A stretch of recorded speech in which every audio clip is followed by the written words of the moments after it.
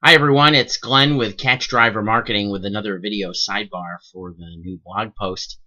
Talking a little bit about Jeff Bezos and his decision to buy the Washington Post last week, which was big headline news, obviously, but it reminded me of a story from my past back in the college days.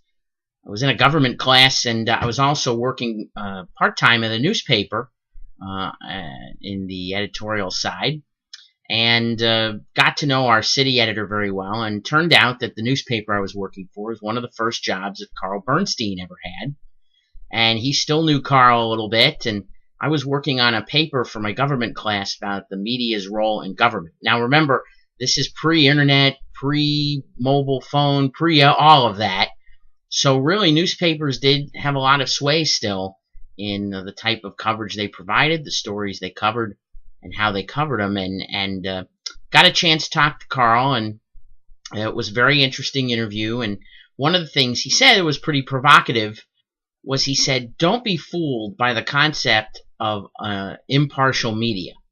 He goes, every afternoon when we sit down at a news meeting and decide what's going on the front page, he goes, we're obviously choosing what's news. And, obviously Carl Bernstein's very famous for being caustic with his comments, but that statement certainly at that time held true, because a decision of what was above the fold line, what was going to be on the front page, what were going to be on the section fronts, that certainly did impact conversation and coverage. Now obviously as things have changed, and certainly Jeff Bezos referred to it in his statement when he bought the Washington Post, is that within 20 years the printed word will be out of journalism. Now, that might be so, but what's interesting to me is that what I think we're seeing in media is a further segmentation of our media choices. And certainly if we believe in certain views, believe in certain policies, we trend toward those journalistic platforms that serve those. We're no longer looking for general practitioners in our media. We, in fact, are looking for specific ideas that are very often how we believe.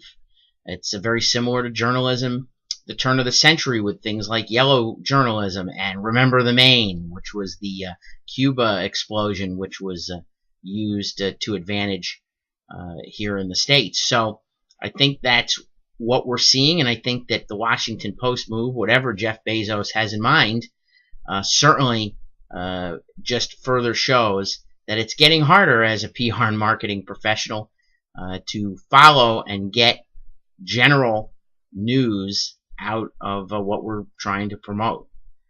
But again, as I said, it certainly reminded me of Carl Bernstein's comment.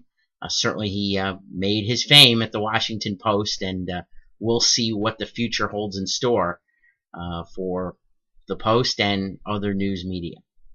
This has been a video sidebar. I'm Glenn with Catch Driver Marketing. To learn more about Catch Driver, you can go to www.catchdriver.com, and we'll see you next time.